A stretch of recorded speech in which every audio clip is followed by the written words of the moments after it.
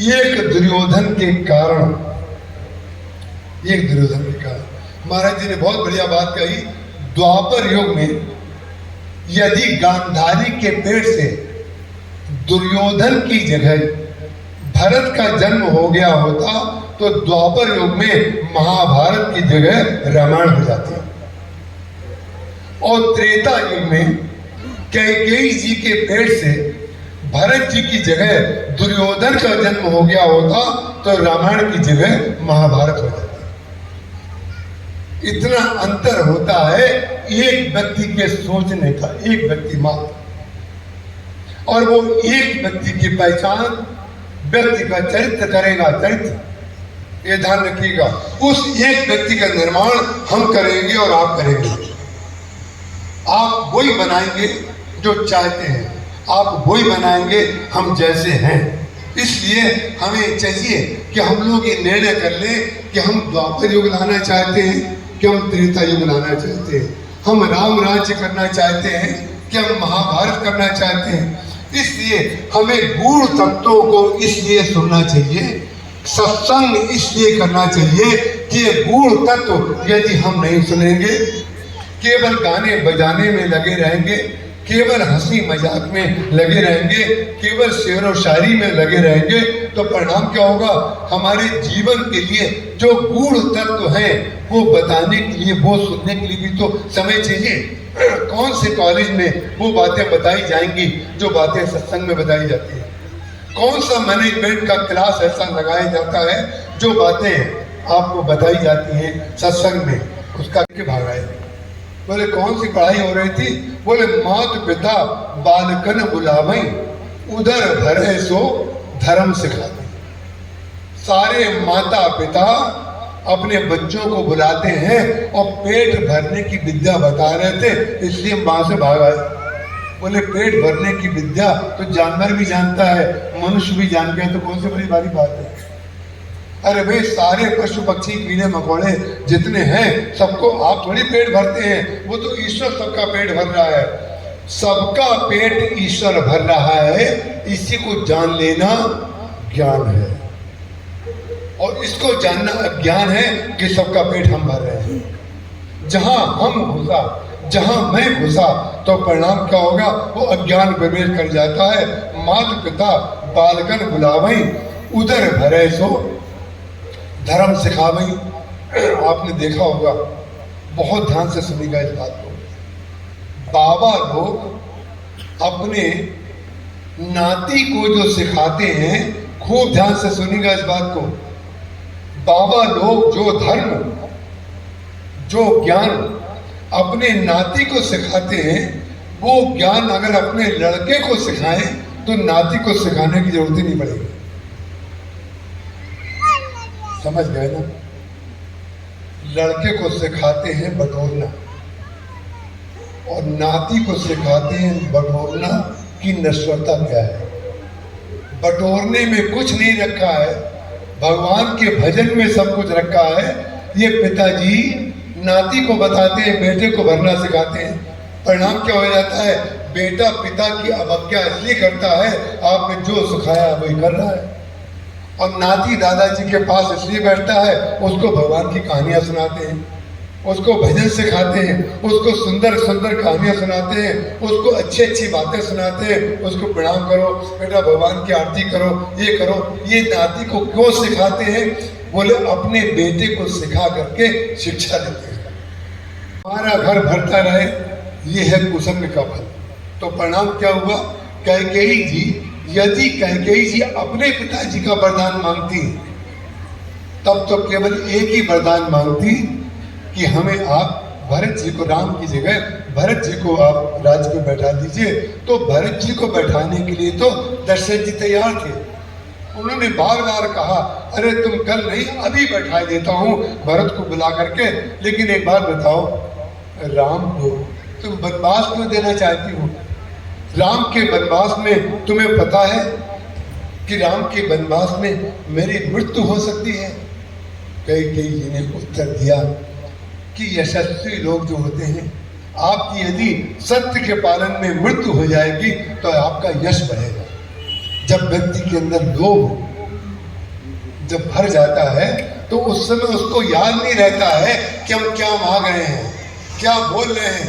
दशरथ जी से कह रहे हैं यदि आपकी मृत्यु भी हो जाएगी सत्य के पालन में तो आपकी यश की बड़ी प्रशंसा होगी कि सत्य के लिए सत्य प्रेम जय राम पद विश्रत दीन दयाल प्रिय तन तृण एवं परिहर। उन्होंने ये कहा आपकी बड़ी प्रतिष्ठा होगी, लेकिन विचित्र बात है उन्होंने अपने लोभ की पूर्ति के लिए अपने शरीर का सिंदूर मिटाना अच्छा समझा। लोभ महाराज ऐसा होता है कि व्यक्ति को समझ में नहीं आता है। गांधारी के जीवन के लिए ये दुर्भाग्यपूर्ण पक्ष था कि उसको पता नहीं चला कदाचित हमारा बेटा क्या कर रहा है, उसका कारण क्या है। गांधारी को सब दिख जाता, लेकिन गांधारी का दुर्भाग्य क्या था कि उसका पति था अंधा। अब देखिए जो धर्म के पालन करने वाले संसार में जो लोग पिष्ट करते हैं कमरे में, हम उनको बताना चाह रहे हैं जिस गांधारी ने अपनी आंख में पट्टी बांधी, न जाने कितने संसार के लोग उसके प्रति बड़े कृतज्ञ और नतमस्तक हैं कि धन्य थी गांधारी, उसके पति को दिखाई नहीं देता था तो उसने भी अपनी आंख में पट्टी बांध करके संसार को देखने की इच्छा समाप्त कर दी कि मैं भी अंधे के रूप में रहूंगी। लेकिन ध्यान रखिएगा उसने कितनी बड़ी गलती की मालूम है, उसने कितनी बड़ी गलती की। यदि वो अपनी आंखों का उपयोग ये जो शरीर मिला है इस शरीर समाप्त कर देने के लिए मिला है। जटायु जी गीधराज सीता जी की रक्षा के लिए अपने प्राणों का परित्याग कर देते हैं। दशरथ जी महाराज श्री राम के वियोग में अपने शरीर का परित्याग कर देते हैं, लेकिन सुग्रीव ने शरीर का परित्याग तो नहीं किया। सुग्रीव तो भगवान का भक्त है। श्री सीता जी ने ऊपर से आभूषण गिराए, अपना वस्त्र भी काट करके फाड़ करके गिराया, उसमें पोटली बांध करके आभूषण गिरा दिए। लेकिन सुग्रीव जी यदि अपने बल का उस समय अनावश्यक उपयोग करते तो परिणाम क्या होता। रावण के सामने, रावण की तलवार के सामने सुग्रीव तो एक बार में ही समाप्त हो जाते। लेकिन सुग्रीव की विशेषता क्या है कि जो हमें प्राप्त हुआ है, जो शक्ति जो बल हमें प्राप्त हुआ है, उसका सर्वोत्तम कोटि का उपयोग हम क्या करें। सर्वोत्तम कोटि का उपयोग केवल राम के चरणों में ही होगा संसार में, कि कोई बुद्धि नहीं कर सकती। तो उन्होंने श्री राम के पास जाकर के उस पोटली को दिखाया और भगवान श्री राम के साथ जाकर के अपने बल का सदुपयोग और अपनी सेना के बल का सदुपयोग किया और श्री सीता जी को वापस करने का योगदान उनके जीवन में आया। तो अपने शरीर का उपयोग, तो इसी प्रकार से अगर गांधारी की बुद्धि वास्तव में धर्म में होती, धर्मज्ञ होती, वो अगर भगवान के प्रति उसका सच्चा प्रेम होता तो मालूम है वो क्या करती। पट्टी नहीं बांधती, वो अपनी आंखों से धृतराष्ट्र की सेवा करके अपने जीवन को धन्य कर लेते। भाई अंधे व्यक्ति की सेवा जितनी अच्छी आंख वाला कर सकता है, अंधा व्यक्ति क्या करेगा। अंधा व्यक्ति तो केवल एक ही उपयोग करेगा अंधे के साथ, दूसरा तो कुछ। गंगा को पार करना है तो केवट का सहयोग लिया, लंका में जाना है तो विभीषण का सहयोग लिया और सबसे सहयोगी नहीं लिया, सबको यश दिया और सबसे पूछा कि हम इस कार्य को कैसे करें। ये भगवान श्री राम का व्यापकता है उनकी, वो उनका रामत्व है। भगवान श्री राम ने सबको बड़प्पन दिया। जो व्यक्ति सबको बड़प्पन देता चलेगा वही बड़ा होगा। जो केवल अपने को बड़ा बनाएगा कि हम बड़े नहीं, भगवान श्री राम ने कोई कार्य चमत्कार से नहीं किया तो राम राज्य कैसे बना लिया। कोई चमत्कार किया नहीं, कोई उपदेश दिया नहीं। एक भी भगवान श्री राम के काल का पात्र बता दीजिए आप, एक पात्र, किसी का नाम बता दीजिए कि भगवान श्री राम के उपदेश देने से पहले उसका जीवन और तरह का रहा हो और श्री राम ने उपदेश दे करके उसके जीवन को बदल दिया हो। बिल्कुल नहीं बदला। भगवान श्री राम ने एकमात्र उपदेश दिया राम राज्य बनने के बाद। जब सब कुछ कर लिया तब उन्होंने अयोध्या के प्रवासियों को बुला करके उपदेश दिया, लेकिन कोई कार्य उन्होंने चमत्कार से नहीं किया। राम राज्य कैसे बन गया? बोले राम राज्य ऐसे बन गया कि जिसमें जो गुण था उस व्यक्ति के गुण का उपयोग कर लिया, और जो अवगुण था उसके लिए पलक का उपयोग किया। आंखों का उपयोग उन्होंने गुण देखने के लिए किया और पलकों का प्रयोग उन्होंने अवगुण। इसलिए जब आप कुछ सृजन करना चाहते हैं तो ना शक्कर रहती है ना पानी रहता है, केवल शरबत हो जाता है। जब भक्ति और ज्ञान मिल करके एक हो जाते हैं तो भक्त ज्ञानी हो जाता है और ज्ञानी भक्त हो जाता है। यही उसका शरबत स्वरूप है, और उसको जो पान करता है उसको केवल एक ही स्वाद होता है। कैसा है? बोले बहुत मीठा है।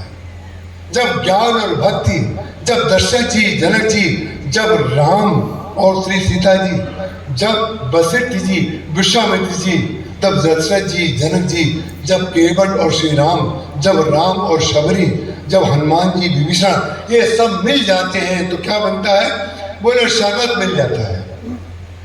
केवल भक्ति का आनंद होता है, ना कोई ज्ञानी ना कोई भक्त। जो भक्ति रस बन जाता है वो भक्ति रस सारे भक्तों को आनंद आनंद आनंद करता है।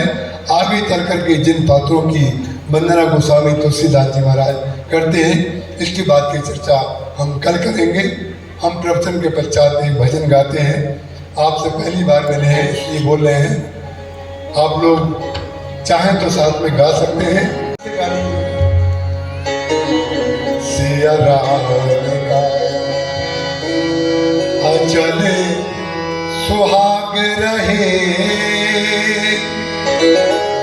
राजा राम जी के सिर पर ताज रहे। सिया राम का अचल सुहाग रहे, राजा राम जी के सिर पर ताज रहे। सिया राम का अचल सुहाग रहे।